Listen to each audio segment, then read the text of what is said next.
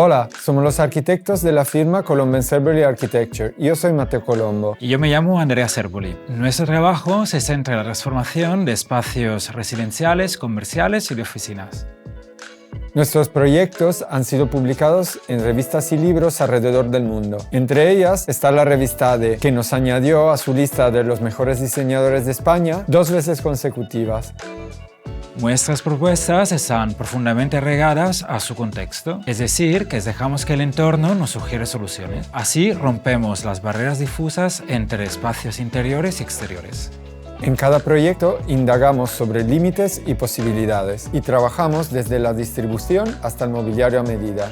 Nuestra intención es revelar el potencial oculto de cada propiedad para mejorar el ambiente donde la gente vive, trabaja o pasa su tiempo. En este curso de doméstica aprenderás los principios de la arquitectura de interiores para reformar una vivienda. Como proyecto final, diseñarás un espacio de tu elección de manera funcional y con carácter. Primero conoceremos los elementos clave de la arquitectura de interiores. Entraremos en la estructura de un brief y en el proceso de inspiración.